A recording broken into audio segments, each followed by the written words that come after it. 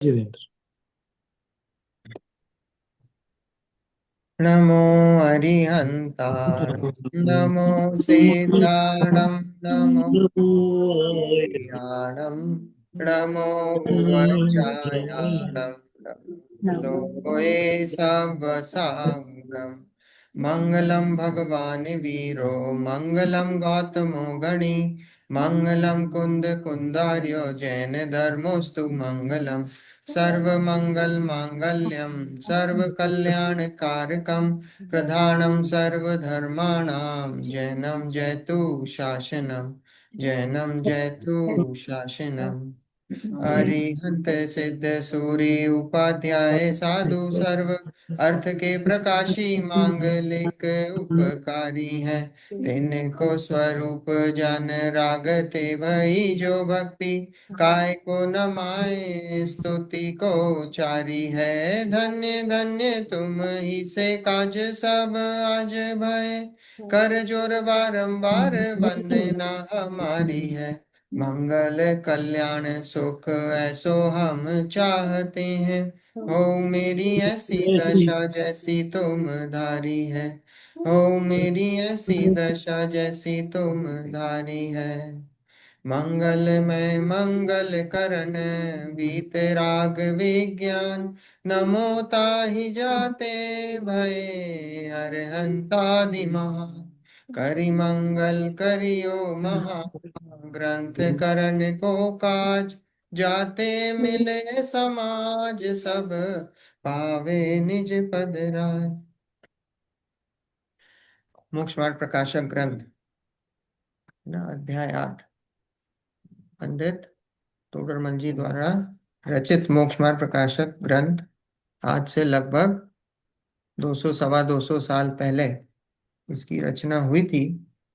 और ये जो ग्रंथ है इसकी जो मूल भाषा है वो तो खड़ी बोली है ना। खड़ी बोली उस समय राजस्थान में चलती थी। अगर आप मूल देखेंगे तो वो जो खड़ी बोली जो लोकल वहाँ की कोलोकियल लैंग्वेज होती थी उस समय की, उस हम्म। लैंग्वेज में लिखा गया है। फिर उसके बाद इसका ट्रांसलेशन हुआ। ट्रांसलेशन पहले उर्दू में हुआ, उर्दू में। फिर उर्दू में होने के बाद ये इसका हिंदी ट्रांसलेशन हुआ है।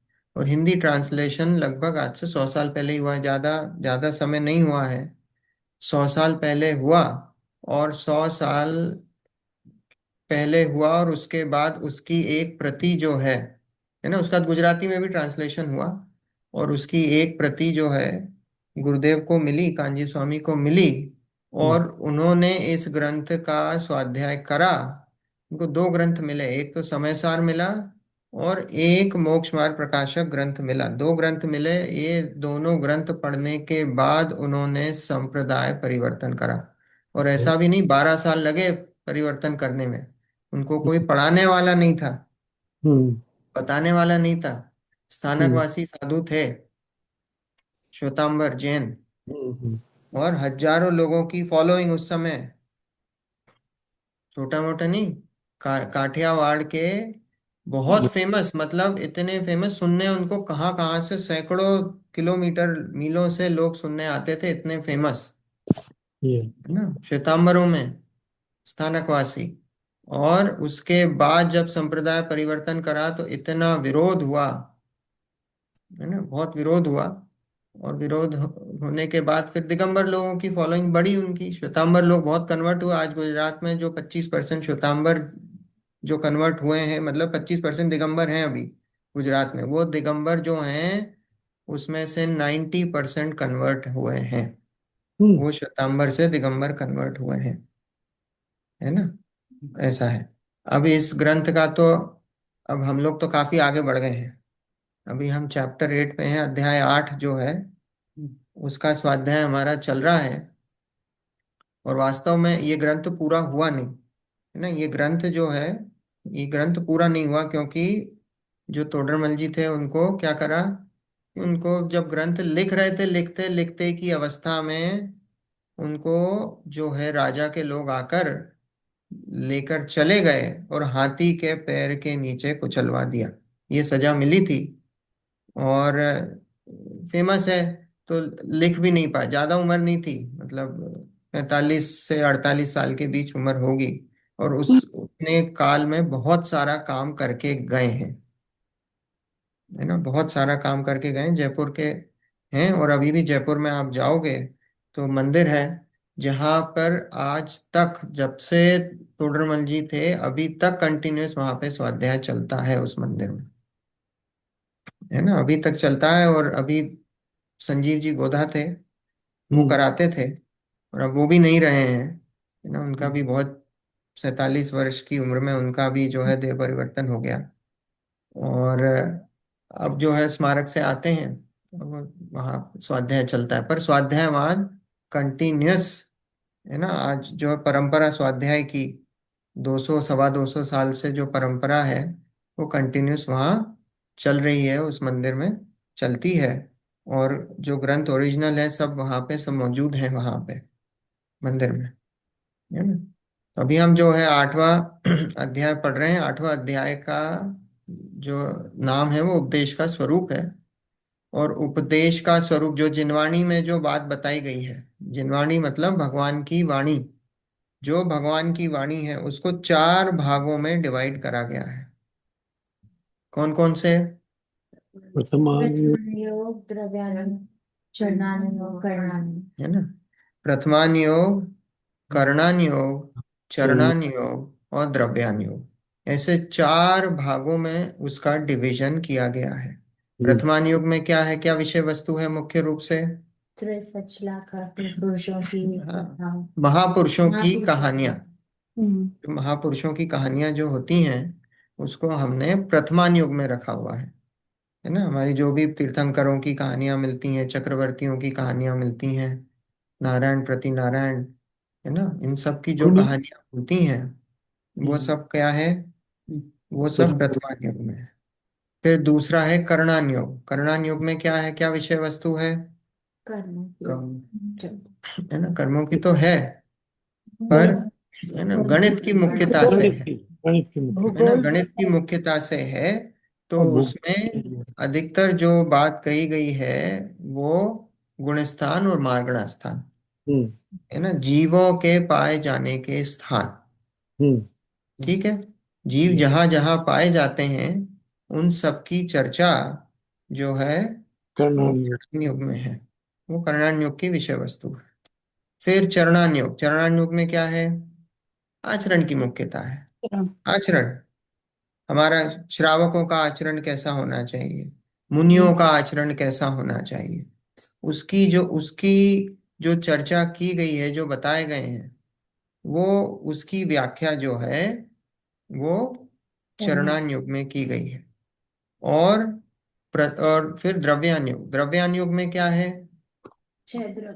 हाँ, 6 द्रव्य 7 तत्व जो, है ना, दो हमने दो उसके स्तंभ देखे थे, कौन कौन से? एक न्याय और एक आध्यात्म।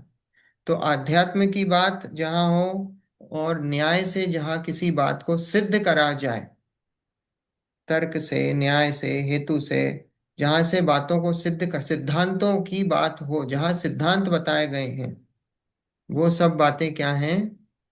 द्रव्यान योग। सब द्रव्यान्योग। ठीक है, वो द्रव्यान्योग।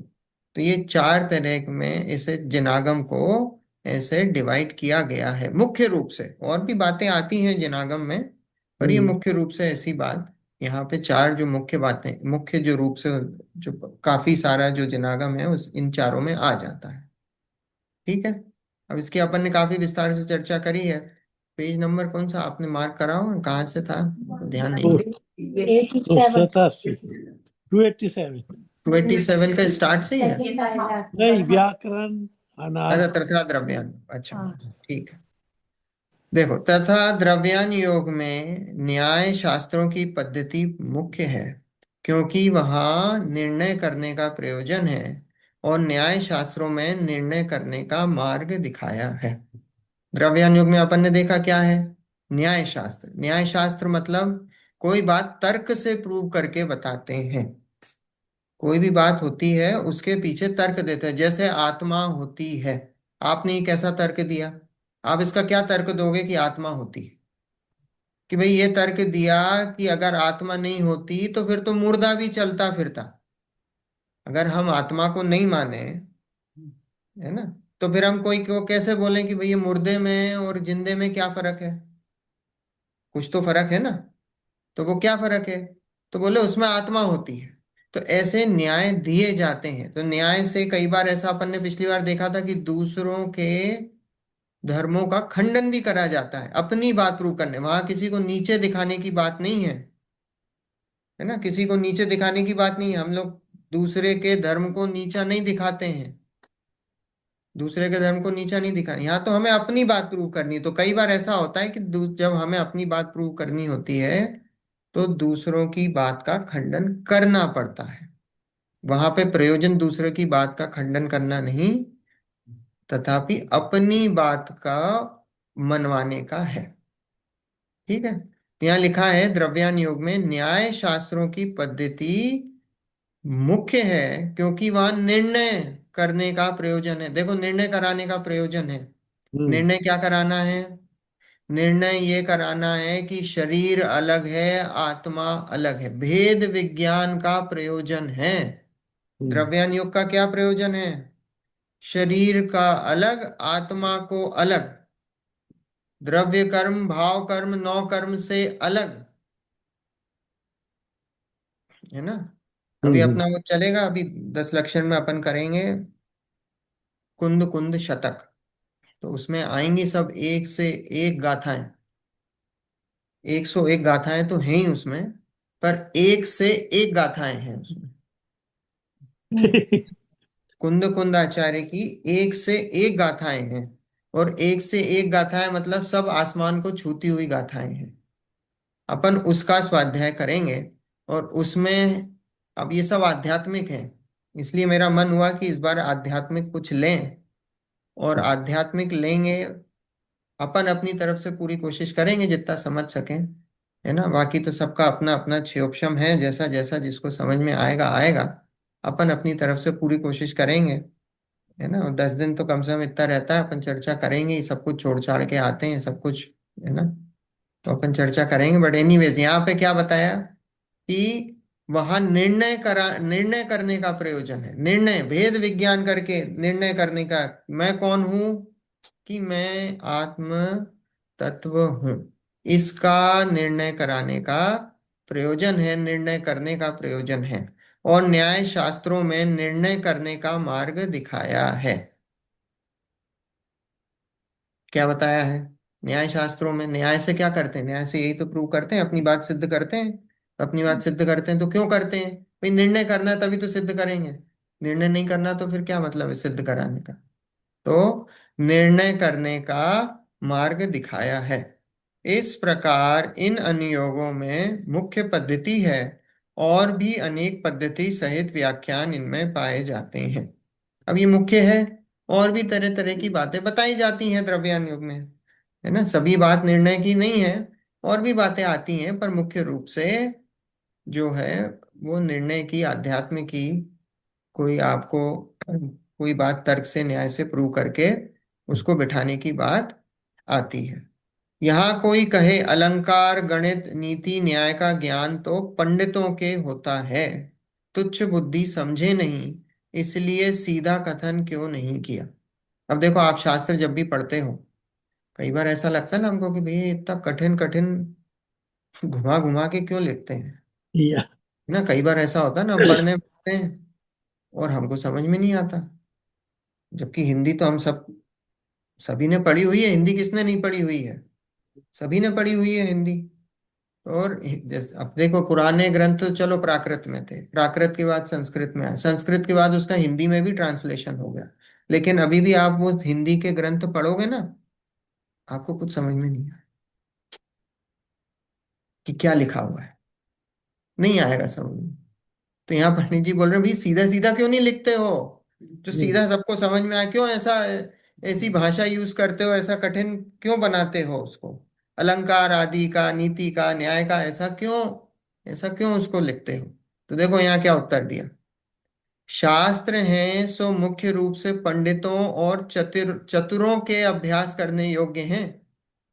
यदि अलंकार आदि आमनाय सहित कथन हो तो उनका मन लगे, तथा जो तुच्छ बुद्धि हैं उनको पंडित समझा दें और जो नहीं समझ सके तो उन्हें मुंह से सीधा ही कथन कहें, परंतु ग्रंथों में सीधा कथन लिखने से विशेष बुद्धि जीव उनके अभ्यास से विशेष नहीं प्रवर्तते, इसलिए अलंकार आदि आमनाएं सहित करते हैं। देखो कितना, मतलब एक एक चीज का, ये मोक्ष मार्ग प्रकाशक ग्रंथ तो गजब का है। क्या बोला कि भाई ये जो शास्त्र लिखे हैं वो तो पंडितों के लिए ही लिखे हैं वास्तव में, क्योंकि एक आम जनता है वो तो पढ़ती ही नहीं है। आम जनता पढ़ती है क्या? आम जनता को पढ़ने में कोई इंटरेस्ट नहीं है।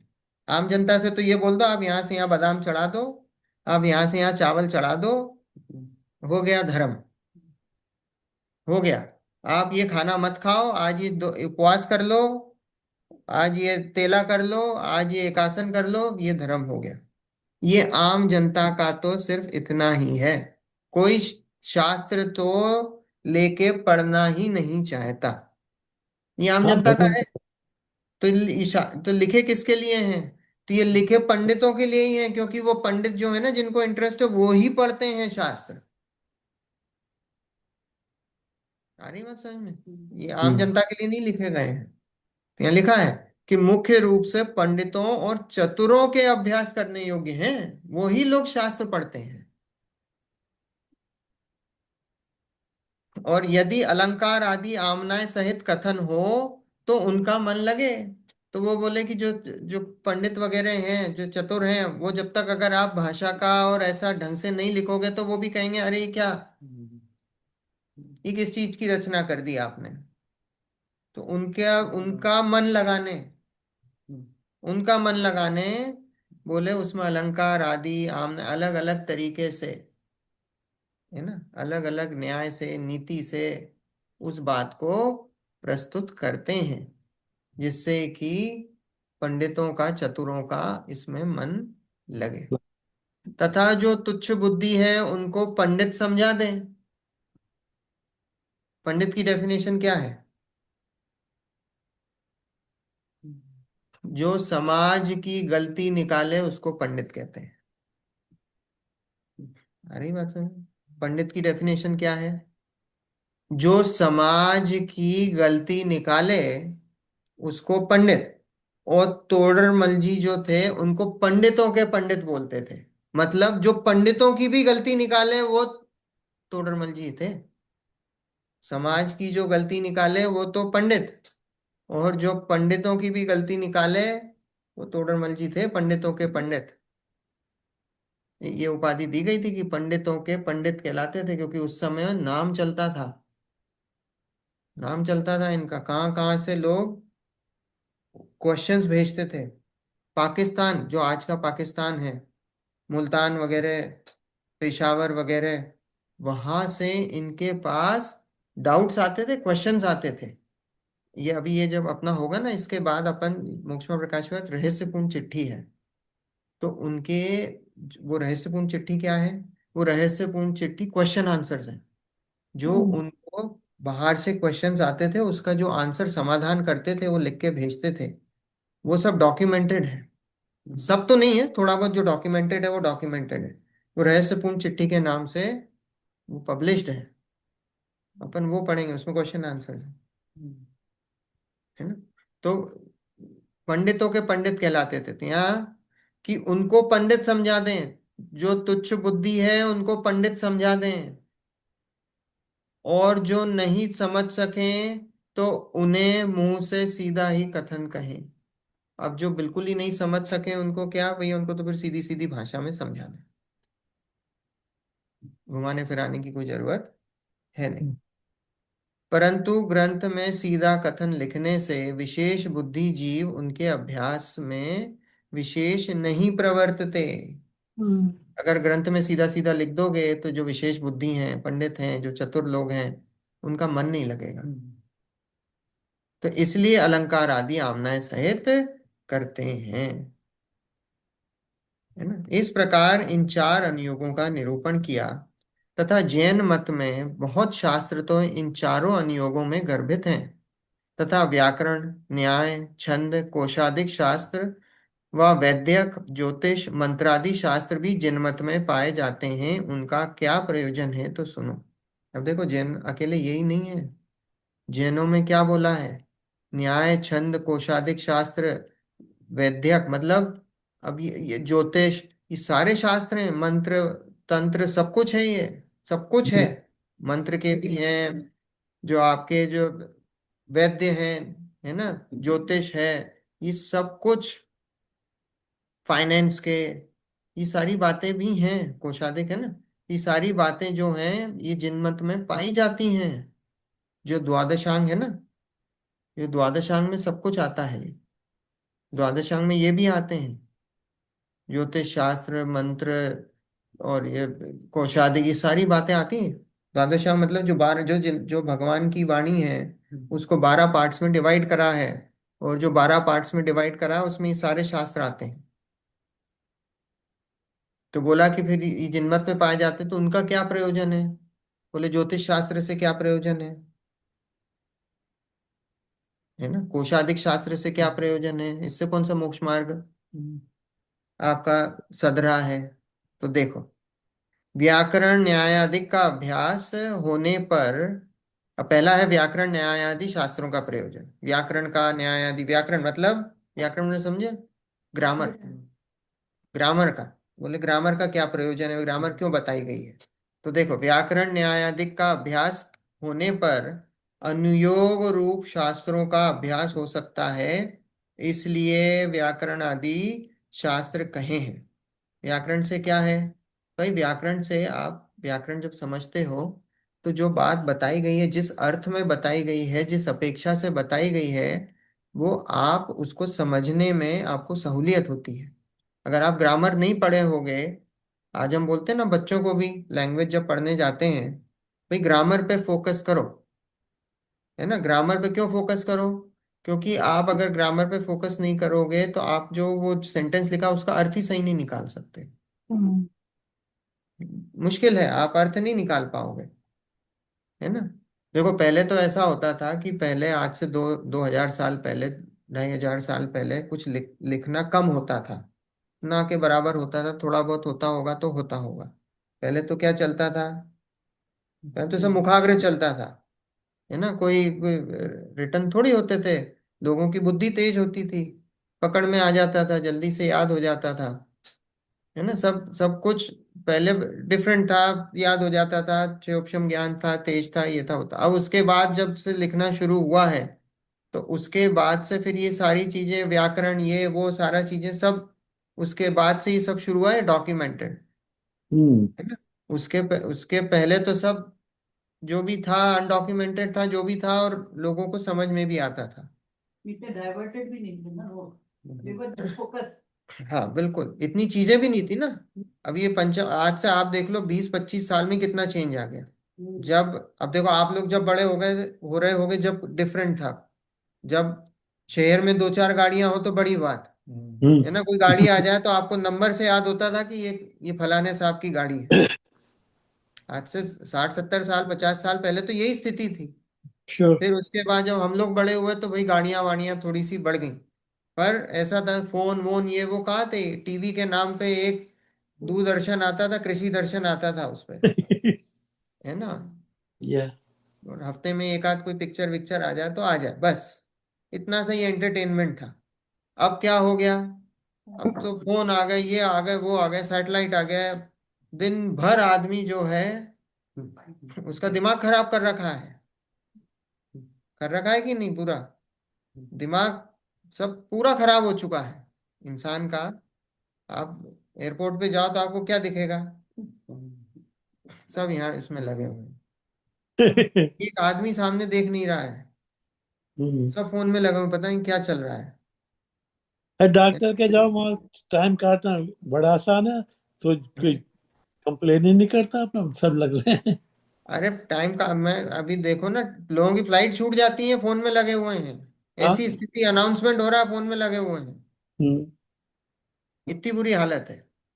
अभी एक पंडित जी थे हमारे, वो ट्रेन स्टेशन पे बैठे हुए थे, राजकुमार जी, 60 65 65 साल की उम्र है, उतरे, ट्रेन से नीचे उतरे, कहीं स्टॉप था, कहीं पे कुछ, पता नहीं, कुछ पानी वानी लेने गए, वो पानी लेने गए, वहीं बैठ के फोन ब्राउज करने लगे। वो आया था ना वीडियो, ट्रेन चल दी, हम्म ट्रेन चल दी, होश नहीं, और एकदम से जब नजर गई तो स्पीड पकड़, दौड़ते हुए पकड़ने का, वो तो किस्मत थी, बच गए, वो चढ़े और गिर गए। और हम्म। वहां पे एक हवलदार था, उसने खींच लिया। मेरे साथ यही हुआ था, अब देखो। पर फोन पे नहीं बैठी हुई थी मैं। फोन पे नहीं बैठी थी, बस ट्रेन पकड़ने के चक्कर में भाग के चढ़ गई। हाँ अब देखो, वो तो पंडित जी थे जबकि। हम्म। वो कोई उदयपुर वाला। हाँ उदयपुर वाले, राजकुमार जी वीडियो आया था ना आंटी। हाँ हाँ, मैं वीडियो नहीं देखा, लेकिन वो राजकुमार जी आते हैं ना कभी कभी। अरे वो तो टीवी पे आ गया वीडियो, अच्छा। टीवी पे न्यूज में आ गया है, ओ वाह। टीवी पे भी आ गया है। ऐसी ऐसी स्थिति, मतलब कहने का मतलब ये है कि लोग डिस्ट्रैक्टेड हैं। अब उसको आप कुछ भी कह लो कि साहब क्षयोक्षम ज्ञान कम है ज्यादा है, वो लोग डिस्ट्रैक्टेड है ना। अपन बच्चों को बोलते हैं ना डिस्ट्रैक्टेड है साहब, क्यों है, दिन भर कहीं ना कहीं इधर उधर डिस्ट्रैक्शन चल रहा है, फोकस फोकस नहीं करते हैं। हम बच्चे को कंप्लेंट करते, लेकिन हमारी हालत ऐसी है सेम। हमारी भी बिल्कुल वही है, बच्चे किसको देख रहे हैं, हम ही देख रहे हैं, हमारी भी वही हालत है ना। हम भी कौन सा 1 घंटा फोकस बैठ के बैठे तो, है ना। ऑफिस में भी यही है, मीटिंग भी चल रही है, और फिर भी फोन पे लग कॉन्फ्रेंस रूम में बैठे हैं, और लोगों का जैसे ही उनने कहा उसका काम खत्म हुआ प्रेजेंटेशन का, तो वो फोन, मैंने कहा भाई मीटिंग चल रही है, वो फोन फोन ब्राउज होने लगा। अभी एआई क्या करेगा मालूम नहीं। और पंगु ये बना देगा। ये तो बहुत खतरनाक चीज है, यही तो है। खतरनाक चीज। या एक एक लड़के ने सुसाइड कर लिया इसके चक्कर में, एआई चैट, क्या चैट जीपीटी। चैट जीपीटी, हाँ। अब क्या आज पता अंकल क्या क्या होना है, अभी तो अपने क्या पता, हम्म। सब सामने ही दिख अच्छा रहा ही, है सब। अच्छा ही होगा, अच्छा ही सोचेंगे तो अच्छा ही होगा। जरूरी नहीं है कि टेक्नोलॉजी आ गई है तो उससे सब बर्बादी ही होगी। दोनों ही हाँ चीज होंगी। अभी हाँ। देखिए बच्चे आजकल, नहीं मुझे फायदे लगता भी है, है, देखो मैं ये नहीं कह रहा, बहुत फायदे हैं। आज देखो हम स्वाध्याय कर रहे हैं, और स्वाध्याय बिल्कुल। कर रहे हैं आज देखो, आप लोग अपने अपने घर में बैठे हो, हम्म। और अपने अपने घर में बैठ के भी आप स्वाध्याय कर रहे हो, सुन रहे हो, चर्चा चल रही है, तो ये तो फायदा ही हुआ ना। यस। राइट। पर्सनली मुझे लगता है आजकल बच्चे बहुत तेज हैं, बहुत अक्लमंद हैं, हमारे टाइम में नहीं इतने होते थे। आजकल बहुत शार्प बुद्धि हो गए हैं बच्चे दूसरी तरह से, लेकिन मैं उसको पॉजिटिव वे में ही देख रही हूँ कि उसका रीजन यही है कि एक्सपोजर उनका बहुत सारी चीजों में, तो काफी काफी मुझे लगता है स्मार्ट हो गए हैं बच्चे आजकल, बच्चे भी, और मेच्योर से स्मार्ट लगते तो हैं स्मार्ट अपनी तो हो गए हैं आंटी, पर सब सारी बुद्धि जो है वो अधोगति जाने की बुद्धि है। अच्छा। अधोगति मतलब समझे आप, हम्म। हम्म नरक त्रियंच गति जाने की बुद्धि है किसी को भी, जो है धर्म में इंटरेस्ट उतना ही है, हम्म और दूसरी दूसरी चीजों में उसमें ज्यादा। इंटरेस्ट बहुत ज्यादा है। तो वो क्या राइट। है, इन चीजों का क्या है, ये तो सब, ये जो भी सारा सब संयोग वियोग है, ये तो सब पुण्य के उदय से है, तुम्हारे करने से थोड़ी है कुछ, ये तो अच्छा। सब कर्माधीन है।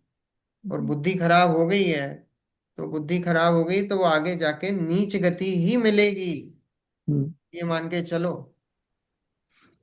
अपन बोले डिप्रेसिव। ये प्रोग्रेस थोड़ी है, ये अधोगति जाना है, इसे प्रोग्रेस थोड़ी बोलते हैं। असल ठीक में है, अब लौकिक भाषा में बोल दो प्रोग्रेस है, हम्म पंचेंद्रियों के विषयों में अपनी रुचि बढ़ना, वो हम्म प्रोग्रेस है कि आप पीछे जा रहे हो। ये जो मनुष्य भाव मिला है, इस मनुष्य भाव को पूरा मिट्टी में मिला रहे हो, ओके। है ना। ये तो पीछे असल बैकवर्ड्स में जाना। 50-60 तक तो आदमी कि भी हाँ मैं ये भी कर सकता हूँ वो कर सकता हूँ, फिर उसके बाद उसकी समझ में ही नहीं आता कि वो क्या करे क्या ना करे। जो 60-65 की उम्र हो गई, तुम्हारी जॉब भी, रिटायरमेंट भी हो गया, फिर लगता है लोगों को कि क्या करो। वही तो, जब जब समझने का टाइम था, जब करने का टाइम था, उस समय तो क्या करा, पैसा है ना, है ना, तो इसमें छह डाला में, बाल समय में ज्ञान लयो, तरुण समय तरुणी रत रयो, अर्ध मृतक सम बूढ़ापनो। हैं? कैसे अब क्या? कि हाँ, आप कैसे रूप रखे आपनो, मतलब बाल समय में ज्ञान न लयो। जब बालक थे तो क्या हुआ? ज्ञान नहीं था तो अपने चलो। वही खेलने कूदने में निकाल दिया, हम्म, है ना। क्या करा बचपन में? यही करा। फिर तरुण समय तरुणी रत रयो, तरुण समय मतलब जवानी में क्या करा? अपनी बीवी में, बच्चों में, परिवार में, उसमें लगा रहा। अभी तो मेरी जिम्मेदारी है। हम्म। मुझे सेट होना है, घर बनाना है, बच्चों को पढ़ाना लिखाना है। वो बच्चे आपको टके के भाव नहीं पूछने वाले। ये मैं बता दूं। यू मेकिंग मी लाफ मयूर जी। ये बोल के आप मुझे मुझे हंसी आ रही है, सॉरी। नहीं, आपको क्यों आपको बता लगता रहा है हूँ, कि वो बिल्कुल टके के क्लियर है। भाव नहीं पूछने वाले हैं? बिल्कुल नहीं पूछने वाले। मुझे तो सब आपका बेटा बड़ा सब अच्छा लगता बच्चे बच्चे क्यों? बच्चों का तो सिर्फ ये है कि भैया मेरे पिताजी मेरे लिए क्या छोड़ के जाने वाले हैं। बच्चों के मन में भी कभी कभी ऐसे सवाल आते ही हैं। कैसे हो है कैसे ना। हो कैसे हो? है। बच्चे इतना जिनके सोचते पीछे हैं क्या? बच्चे जिनके पीछे सोचते हैं इतना इतना कि बच्चे सोचते हैं इतना, बड़े होने के बाद सोचते हैं शायद हम लालची हो जाते हैं, बच्चे नहीं। वैसे मयूर, आजकल के बच्चे जो कहते हैं कि तुम अपना करो, हम तो अपना कर लेंगे, don't worry about us. Right, आजकल मुझे वही कह रही हूँ मैं, बच्चे शार्प हो गए हैं आजकल। पर जो भी कुछ उन्हें है। पता है आप अपना कर लो, और जब कर नहीं बने तो सब छोड़ जाना हमारे लिए।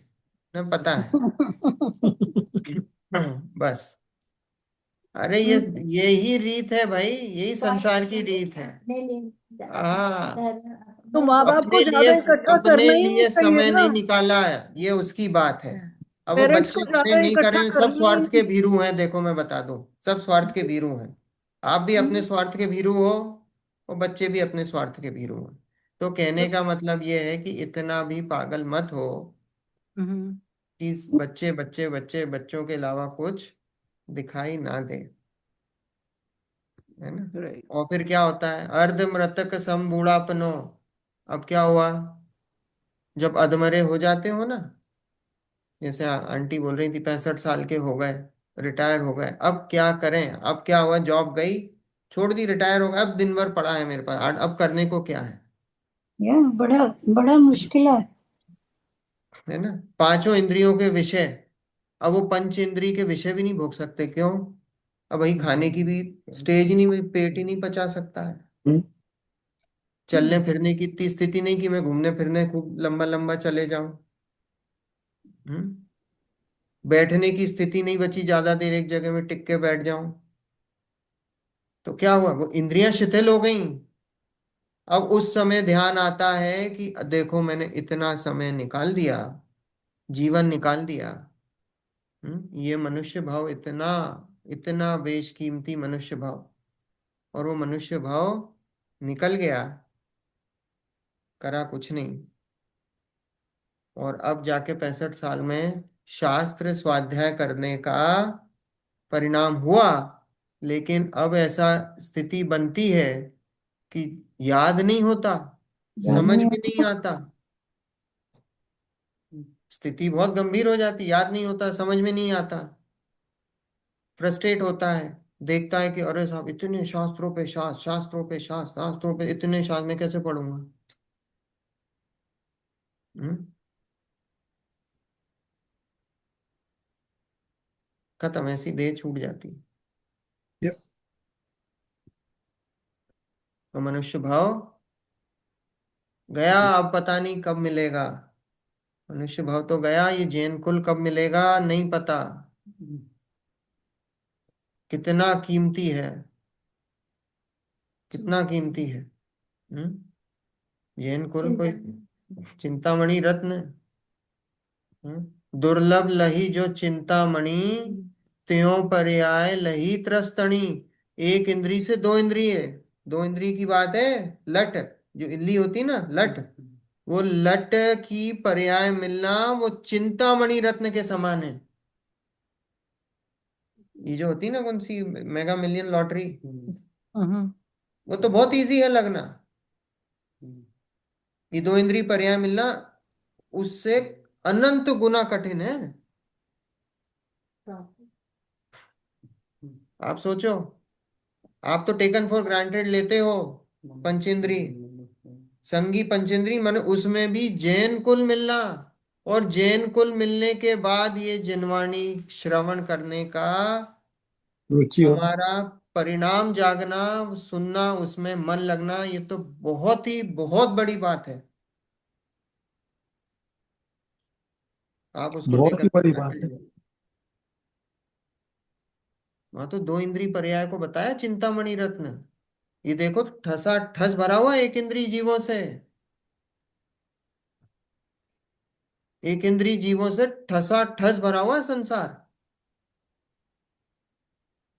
आलू की सुई बराबर वो जो क्रॉस सेक्शन में कितने जीव, जितने 3 काल में सिद्ध नहीं होंगे उतने जीव। हम्म। जीव राशि कितनी बड़ी है, इतनी बड़ी जीव राशि। हम तो ये मान के चलो हम लोग तो सब कोई बहुत बड़ा पुण्य का उदय, जो ये पंचेंद्रिय मनुष्य संगी पंचेंद्रिय शरीर मिला, और उसमें भी जैन कुल मिला, और ये जिनवाणी मिली, तत्व की सच्ची बात सुनने का हमारा परिणाम हुआ। ये मान के चलो हमारा होनहार अच्छी है। इतना तो पर देखो इस अकेले उससे ही काम नहीं चलता है।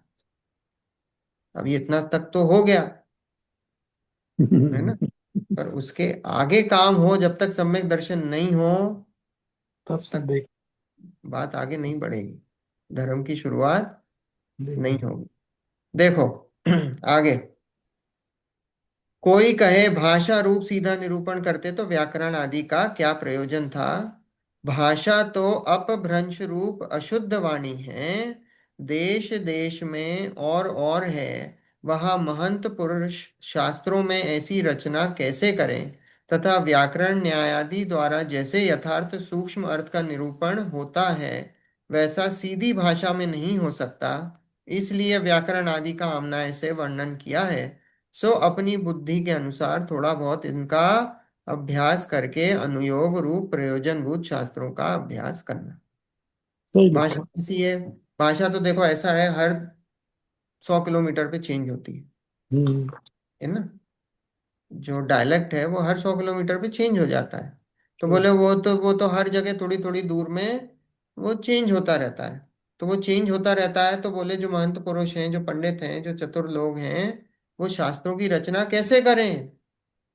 तो बोला है कि व्याकरण न्यायादि द्वारा जैसे यथार्थ सूक्ष्म अर्थ का निरूपण होता है वैसा सीधी भाषा में नहीं हो सकता। देखो पहले के जितने ग्रंथ हैं आपने देखे होंगे, जो कुंद आचार्य ने लिखे हैं, वो अधिकतर ग्रंथ प्राकृत भाषा में लिखे गए हैं। और उसके बाद जो उमा स्वामी हुए उनके ही शिष्य थे, 50 साल का अंतर है ना, तो उन्होंने संस्कृत भाषा में लिखे हैं ग्रंथ। वो संस्कृत भाषा में क्यों लिखे, वो इसलिए लिखे जो प्राकृत भाषा थी उस समय की लोकल लैंग्वेज थी बातें करनी। तो कुंद आचार्य ने जो ग्रंथ लिखे ना, तो वो उन्होंने ये सोच के लिखे हैं ये कि एक आम जनता को, एक आम इंसान को ये ग्रंथ, ये जो बात लिखी है वो समझ में आए। लेकिन जब उमा स्वामी आचार्य हुए तो उन्होंने क्या देखा कि उस समय का जो माहौल बन रहा था, कि जो वैदिक लोग थे वो लोग संस्कृत भाषा में ग्रंथ लिखने लगे थे, वो प्रारंभ हो चुका था।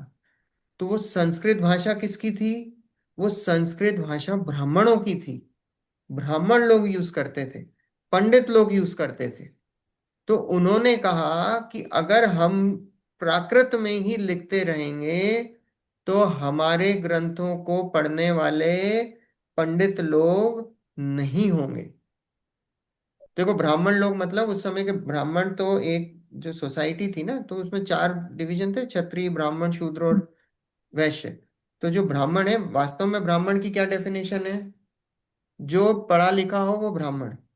वास्तव में ब्राह्मण की डेफिनेशन वो वाले नहीं जो ब्राह्मण अपन चोटी वाले और जो आज अपन हिंदू परंपरा से जोड़ते हैं, वो ब्राह्मण की डेफिनेशन नहीं थी। ब्राह्मण तो जो पढ़े लिखे थे, तो वो ये था कि वैदिक वाले जो थे, वैदिक धर्म को मानने वाले थे, तो उस समय उन्होंने संस्कृत भाषा में लिखना शुरू कर दिया था। तो उसका एक अट्रैक्शन था कि जो पढ़े लिखे लोग थे वो उसकी तरफ अट्रैक्ट होने लगे थे, वो उनके ग्रंथ पढ़ने लगे। तो उन्होंने कहा नहीं भाई, हमको भी संस्कृत में लिखना शुरू करना चाहिए, जिससे कि हमारे भी ग्रंथ, जो पढ़े लिखे लोग हैं, वो उन ग्रंथों का स्वाध्याय करें। तो इसलिए जो तत्वार सूत्र लिखा गया, वो तत्वार सूत्र उन्होंने संस्कृत में लिखा, जिससे कि वो पंडितों के हाथ में जाए। उन्होंने प्राकृत में नहीं लिखा। और फिर तो धीरे धीरे प्राकृत फेड हो गई, संस्कृत जो है उस शुरू हो गई, पर और दूसरी भाषाएं उस समय लघु भाषाएं चलती थी, वो चली। आ, पर यहाँ लिखा ना उन्होंने कि व्याकरण न्यायादि द्वारा जैसे यथार्थ सूक्ष्म अर्थ का निरूपण होता है, वैसा सीधी भाषा में नहीं हो सकता, इसलिए व्याकरण आदि की आमनाय से वर्णन किया है। सो अपनी बुद्धि के अनुसार थोड़ा बहुत इनका अभ्यास करके, किसका अभ्यास करके? न्याय व्याकरण का अभ्यास करके अनुयोग रूप प्रयोजन भूत शास्त्रों का अभ्यास करना।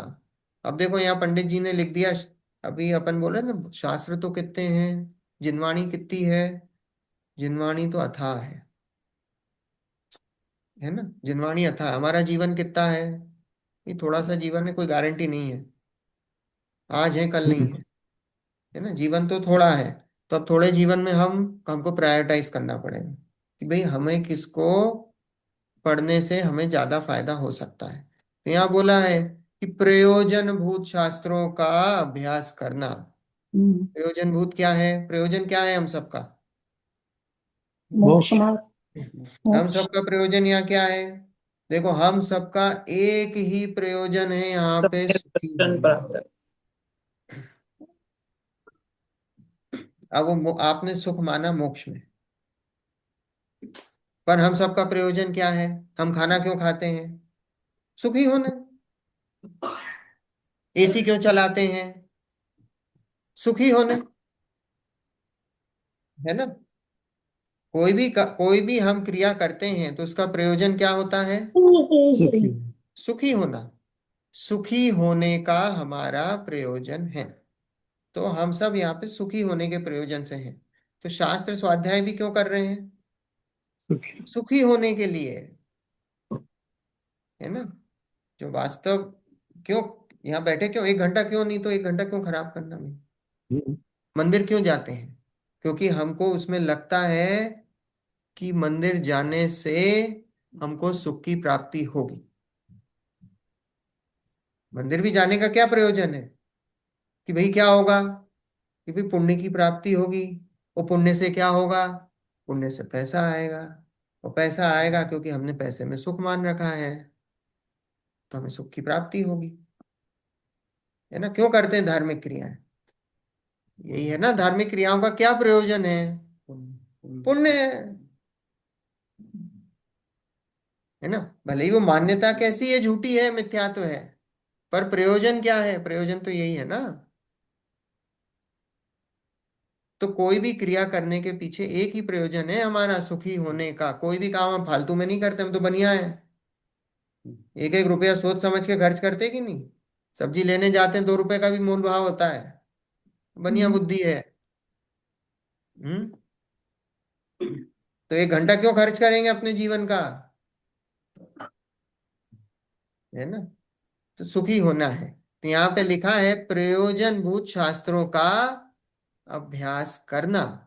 प्रयोजन भूत मतलब हमारा प्रयोजन सुखी होने का है। और जिन शास्त्रों से हमको सम्यक दर्शन, सम्यक ज्ञान, सम्यक रत्नत्रय की प्राप्ति हो, जिससे हमको आत्म उपलब्धि हो, ऐसे शास्त्रों का अभ्यास करना, क्योंकि जीवन थोड़ा है। ठीक है, देखो आगे। तथा वैद्य वैद्य आदि चमत्कार से जिनमत की प्रभावना हो और औषधिक आदि से उपकार भी बने, अथवा जो जीव लौकिक कार्यों में अनुरक्त हैं, वे वैद्यक आदि चमत्कार से जैनी होकर पश्चात सच्चे धर्म प्राप्त करके अपना कल्याण करें, इत्यादि प्रयोजन सहित वैद्यक आदि शास्त्र कहे हैं। अब बोले ये वैद्य वाले शास्त्र क्यों करे, यहाँ पे ये सारी बुद्धि क्यों बताई कि ये जड़ी बूटी ले लो, ये दवाई ले लो, ये जिनवाणी में ये बात क्यों आई? तो बोले कि ये वैद्यक आदि चमत्कार से जिनमत की प्रभावना हो व औषधिक आदि, ये औषधिक से उपकार भी बने, अथवा जो जीव लौकिक कार्यों में अनुरक्त हैं, वे वैद्यक आदि चमत्कार से जैनी होकर पश्चात सच्चा धर्म प्राप्त करके अपना कल्याण करें। कई बार ऐसा होता है ना कि सांप के काटने से किसी ने मंत्र फूंक दिया, तो बोले वो जहर उतर गया, होता है ना। है, ऐसी भी है, ऐसा ऐसा नहीं है, ये बातें भी चर्चाएं भी हैं, और होती हैं और होती होंगी पहले। इसो तक जमाई गई है, क्या बोले आंटी? नहीं नहीं, sorry, I was talking to Kishore. अच्छा, आपने जैसे षटखंडागम की कहानी सुनी। अब षटखंडागम की भूत बलियो पुष्पदंत को मंत्र दिए मंत्र साधना के लिए, तो मंत्र साधना करी तो वो दो देवियां आई। देवियां आई कि नहीं? वो कैसे आई? किसी ने क्वेश्चन करा, तो देवियां कैसे आ गई? मंत्र साधना करी, देवियां आ गई कि नहीं? वो कैसे आई? वो यही शास्त्रों में है सब। अरे मैं समझ, तो ऐसा नहीं है कि देखो, वो भी इसलिए लिखा है, वो इसलिए लिखा है कि कहीं आप दूसरी जगह मत चले जाना। ये हमारे यहाँ भी है ये चीज है, लेकिन उसका प्रयोजन क्या है? उसका प्रयोजन ये है कि कहीं दूसरी जगह मत भटको।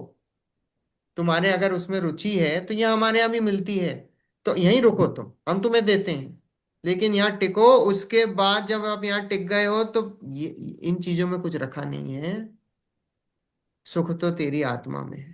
तो तू यहाँ रहेगा तो कम से कम वो चांस तो है यहाँ, क्योंकि यहीं टिका हुआ है। तू दूसरी जगह चला गया, कोई परेशानी नहीं। कोई किसी बाबा के यहाँ चला गया, कोई किसी के यहाँ चला गया, तो फिर तो चांस ही गया, खत्म हो गई, बात ही खत्म हो गई। बात आ रही समझ में कि उन शास्त्रों की क्यों रचना हुई? इसलिए करी कि भाई कहीं दूसरी जगह मत भटकना तुम। ये हमारे यहाँ भी ये बात है, पर इन चीजों में कोई सार नहीं है, है ना। इन चीजों से कोई मोक्ष मार्ग नहीं है, इन चीजों से ना तू सुखी होगा, इन चीजों से तेरा काम नहीं बनने वाला जो तू चाहता है। बस वो इसलिए है यहाँ लिखा ना कि चमत्कार से जैनी होकर पश्चात सच्चा धर्म प्राप्त करके अपना कल्याण करे, जिससे कि वो बाहर नहीं जाए। और फिर वापस भैया कि हाँ ये तो यहाँ पे भी है बात, तो फिर वो सच्चे धर्म की तरफ उसका झुकाव। जैसे हम लोग क्या करते हैं, हमें पता है क्रिया कांड में कोई धर्म नहीं है, है ना। क्रिया कांड में कोई धर्म नहीं है, हमें पता है। ये पूजन विधान में कोई धर्म नहीं है, नहीं है। कोई बोलो कि साहब आपने ये विधान कर लिया, ये बादाम चढ़ा दी, 10-20 बादाम चढ़ा दी, ये इतने इतने चावल चढ़ा दिए, हमको पता है इसमें धर्म नहीं है ना। फिर भी क्या करते हैं हम? विधान का आयोजन करते हैं, पूजा का आयोजन करते हैं कि नहीं करते हैं? क्यों करते हैं? कि भाई तू तेरा तेरी तेरी बुद्धि इसमें है ना, क्योंकि तेरी बुद्धि क्रिया कांड में है। तो तेरी बुद्धि क्रिया कांड में है, तो तू अगर हम तेरे को बोलेंगे भाई यहाँ तो कुछ क्रिया कांड वांड कुछ है नहीं है, तेरे को करना तो यहाँ आ जा, स्वाध्याय में आ, यहाँ बैठ, बात समझ, तेरी समझ में आया तो ठीक है, नहीं तो तू अपनी जान। तो क्या होगा? अब उसकी बुद्धि तो क्रिया कांड में, तो वो क्या करेगा? अरे यार मुझे तो करना करना कुछ तो करना है धर्म के नाम पे। तो क्या करेगा? वो दूसरों की तरफ चला जाएगा, कहेगा यार मेरे को तो करने का है, तो मैं तो यहाँ इनकी तरफ अच्छा है, ये इधर ये भी कराते हैं वो भी कराते हैं, इसमें भी मेरे को बड़ी शांति मिलती है ये करने में, तो मैं उनके यहाँ चला जाता हूँ। तो इसलिए यहाँ क्या बोला, भी तू रुक, तेरे को इसमें मजा आता है, तू रुक, मैं हम तुमको यहाँ पे भी कराते हैं। तो यहाँ पे क्या करा, भाई अल्ले भाई आ जा, तुम भी आ जाओ, पूजा करो, तुम भी चावल चढ़ाओ, तुम भी बादाम चढ़ाओ, तुम भी ये करो, है सारी चीजें। पूरी सब पूजाओं की रचना है, भक्ति करो, ये करो, वो करो, सारी बातें, सब चीजें कराई। पर उसका उद्देश्य क्या है? कि भाई कहीं तू दूसरी जगह मत भटक जाना। कम से कम ये चांस तो है, तू जैन धर्म से बाहर नहीं गया, और तेरा चांस है कि तू पूजा भक्ति में लगा है, तो लौट के आके स्वाध्याय के मार्ग से जुड़कर स्वाध्याय से अपने आत्म तत्व में तेरी लगे। रुचि जमेगी। तो उसका ये उद्देश्य है। बात आ रही समझ में? हम्म। पर ये थोड़ा थोड़ा अगेंस्ट जो आप पहले बातें बताई आपने, उनसे थोड़ा अनसपोर्टिव लग रहा है मुझे ये आर्ग्यूमेंट, कि इस कौन सी वजह बात? से उनको अट्रैक्ट, उनको बनाए रखने के लिए ये प्रोविजन हो गया कि भाई तुम विधान, पूजा विधान भी कर लो, ये भी कर लो, हालांकि इसका ये मीनिंगलेस है, सिर्फ इसलिए कि लोग कनेक्टेड रहें, राइट? देखो, meaningless in the sense, meaningless कि इससे, इस देखो इसमें आपको अलग अलग प्रयोजन से बात कही गई। किस प्रयोजन से बात कही गई? अभी ये मीनिंगलेस में किस प्रयोजन से कह रहा हूं? देखो, जिनागम इसलिए बहुत घातक है। क्यों? क्योंकि किस यहाँ पे ये स्यादवाद है, किसी ना किसी अपेक्षा से बात कही गई है। तो कौन सी अपेक्षा से कही गई है? कि भाई ये मोक्ष मार्ग की अपेक्षा से ये जो पूजा भक्ति, ये जो जो भी क्रिया है, वो सबको क्या बोला? क्यों मीनिंगलेस। करने योग्य नहीं है। ठीक है। लेकिन अभी कोई बोले कि साहब मेरे को तो, अब तो आपने पूजा भक्ति बोली, ये किसी क्रिया कांड है, कोई काम का नहीं, उसकी जगह मैं तो सिनेमा देखूंगा, 4 घंटे घर पे बैठूंगा, पिकनिक पे जाऊंगा, दोस्तों के साथ ताश पत्ती खेलूंगा। हम्म। तो बोलेंगे भैया तू अगर यही ताश पत्ती ये करेगा तो तेरा तो नरक जाना पक्का ही है। क्यों? क्योंकि तूने पूजा भक्ति आदि छोड़ दी, जो कम से कम उस काम से तेरे को पुण्य तो मिल रहा था, वो कम से कम परिणाम तो विशुद्ध हो रहे थे। तो वो परिणाम विशुद्धि के वो कारण भी छोड़कर तू ये काम में लग गया, राइट, ओके। है ना? तो उस अपेक्षा से ये काम, ताश पत्ती, टीवी, खाना बनाना, होटलिंग करना, उससे तो ये काम करने लायक है, उपादेय है, यही करना है, ये नहीं करोगे तो क्या करोगे?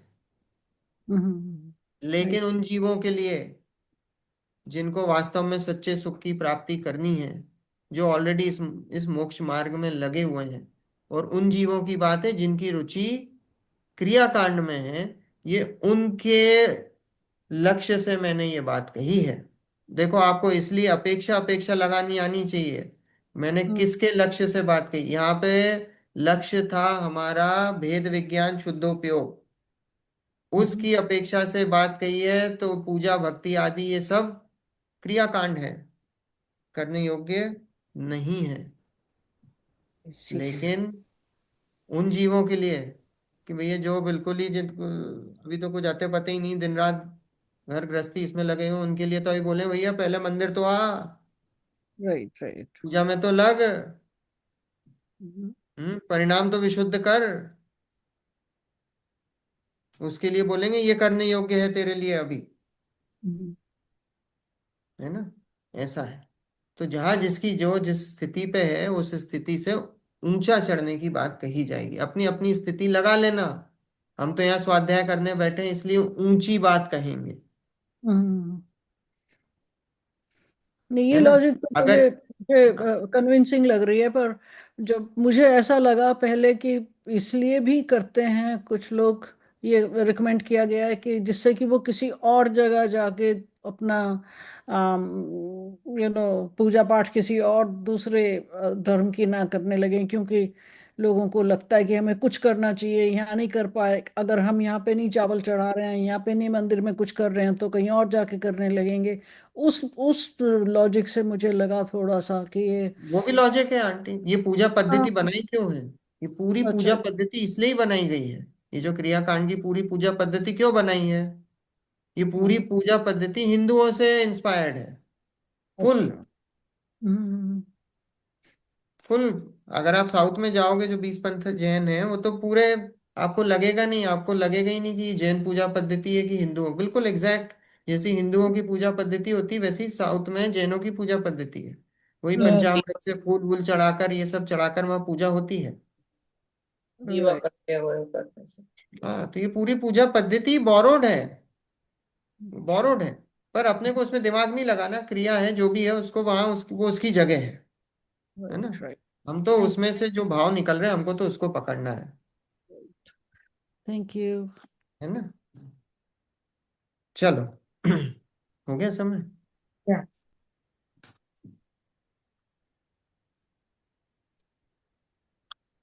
तो 288 पेज का पहला पैराग्राफ ही हुआ है। हाँ, शुरू करना यहाँ से कर।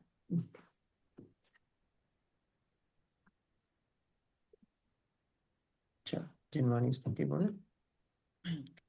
स्याद्वादने षट द्रव्य गुण परिदाय और प्रमाणिका जड़ कर्म चेतन बंध कारु कर्म के अवसान का कह कर स्वरूप यथार्थ जग का जो किया उपकार है उसके लिए जिन वाणी माँ को वंदना शतवार वंदना शतवार वंदना शतवार।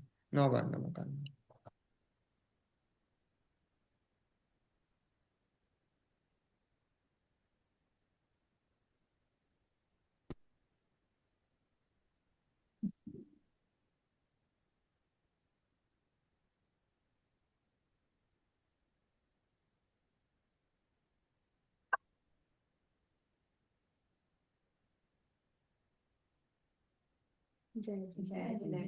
जय जिनेन्द्र।